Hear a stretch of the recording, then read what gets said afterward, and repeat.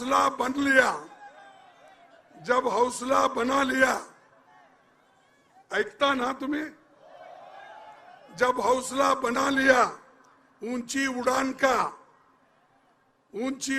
का फिर देखना फिजूल है कद आसमान का। मग आता राहुल गांधींनी डिटरमाइन केलेलं आहे की एवढ्यापर्यंत उडायचं आहे, मग बघायचं नाही आकाश किती दूर आहे, किती पावला टाकायची ह्याची काही जरुरी नाही। कांग्रेस की भारत जोड़ो न्याय यात्रा का समापन 17 मार्च को मुंबई में हुआ। यहाँ के शिवाजी पार्क में हुई सभा में राहुल गांधी ने कहा कि राजा की आत्मा EVM, CBI, ED, income tax में है। इसी के दम पर वो नेताओं को डराकर भाजपा में शामिल करा रहे हैं। कांग्रेस, शिवसेना, एनसीपी, एससीपी के लोग यूं ही चले गए, वे सब डर कर बीजेपी में गए हैं। नरेंद्र मोदी मुखौटा है, जैसे बॉलीवुड के एक्टर एक्ट्रेस हैं, उनसे कुछ करने को कहा जाता है, वैसे ही मोदी हैं। उनकी 56 इंच की छाती नहीं है, खोखला व्यक्ति है। मैं सिस्टम को अंदर से जानता हूँ, इसलिए वो मुझसे डरते हैं। मुंबई में न्याय यात्रा के समापन के मौके पर अन्य कांग्रेसी नेताओं ने कई मुद्दों को लेकर बीजेपी पर निशाना साधा। इस दौरान जहां तमिलनाडु सीएम एमके स्टालिन ने इलेक्टोरल बॉन्ड को मुद्दा बनाया, तो वहीं फारूक अब्दुल्ला ने ईवीएम को लेकर सवाल उठाए। बिहार के पूर्व डिप्टी सीएम तेजस्वी यादव ने भी इस दौरान बीजेपी पर निशाना साधा। इस दौरान राहुल गांधी ने कहा कि अगर भारत मोहब्बत का देश है तो नफरत क्यों फैलाई जा रही है। हम कहते हैं कि बीजेपी नफरत फैलाती है, लेकिन इस नफरत का कोई आधार होना चाहिए। इस देश में हर दिन गरीबों, किसानों, दलितों, महिलाओं और युवाओं के खिलाफ अन्याय हो रहा है। वहीं समापन के मौके पर अन्य कांग्रेसी नेताओं ने कई मुद्दों को लेकर बीजेपी पर निशाना साधा। इस दौरान जहां तमिलनाडु सीएम एमके स्टालिन ने इलेक्टोरल बॉन्ड को मुद्दा बनाया, तो वहीं फारूक अब्दुल्ला ने ईवीएम को लेकर सवाल उठाए। एमके स्टालिन ने कहा कि इलेक्टोरल बॉन्ड भाजपा का सफेद पोश भ्रष्टाचार है। मैं अपने प्रिय मित्र राहुल गांधी के साथ सभी का स्वागत करता हूं। मैं यहाँ अपने भाई राहुल गांधी को शुभकामनाएं देने आया हूँ। इंडिया गठबंधन बनेगा, ये भारत के लिए है। भारत को अब इसी एकता की जरूरत है। मुद्दे और एजेंडे नकली प्रचार हैं, विदेशी कारण है। इंडिया गठबंधन को बदनाम करने के लिए प्रधानमंत्री इतने नीचे गिर गए। इलेक्टोरल बॉन्ड भाजपा के भ्रष्टाचार को साबित करता है। चुनाव की घोषणा हो गई है। हमारा एकमात्र लक्ष्य भाजपा को हराना है। भाजपा भारत के लिए सबसे बड़ा खतरा है। मैं भारत को बचाने के लिए आप सभी का आह्वान करता हूँ। वनक्कम। वहीं फारूक अब्दुल्ला ने कहा कि मैं इस जगह को सलाम करता हूं जिसने इतने सारे सेनानी दिए।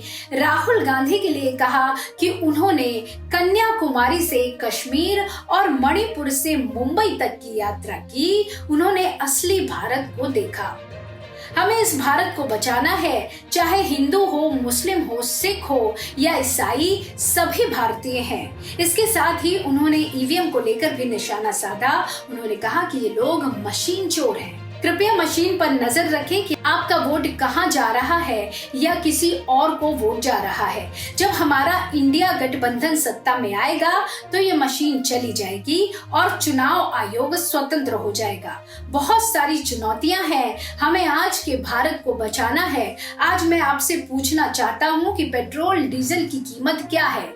चुनावों के कारण उन्होंने इसे केवल 2 रुपए कम कर दिया है। चुनाव की वजह से सिलेंडर के दाम कम किए गए हैं। कीमत के बारे में अपनी बहनों, माताओं से पूछो।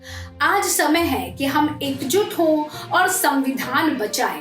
वहीं इस दौरान आम आदमी पार्टी के नेता सौरभ भारद्वाज ने कहा, देखो आज हम सब एक साथ हैं। यहाँ मंच पर ये नेता जेल जाने से नहीं डरते।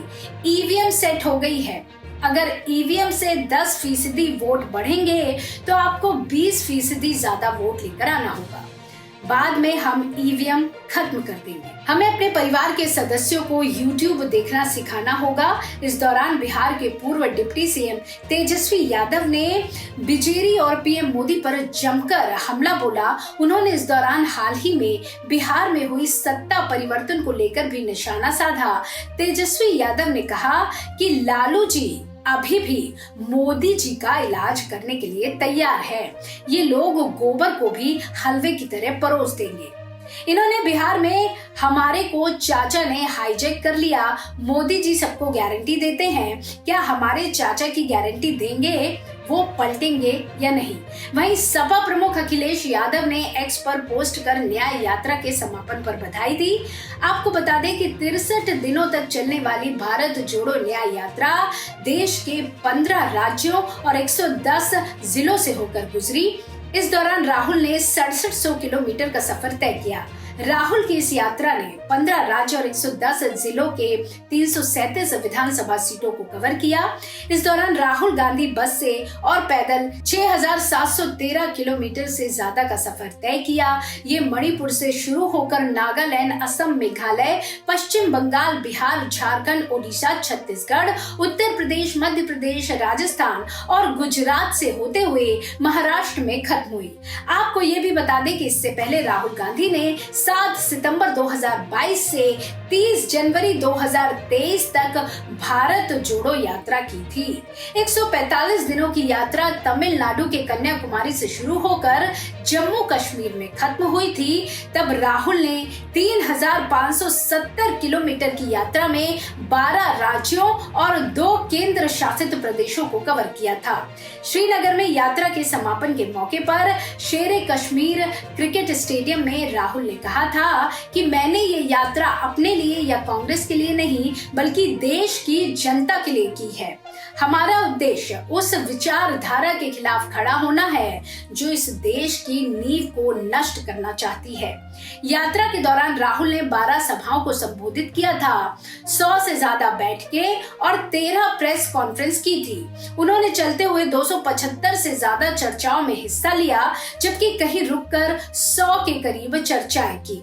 अब इस यात्रा से कांग्रेस को लोकसभा चुनाव में कितना फायदा होगा, ये तस्वीर जल्द ही साफ हो जाएगी। इसी तरह की और खबरों के लिए जुड़े रहिए एयर न्यूज के साथ।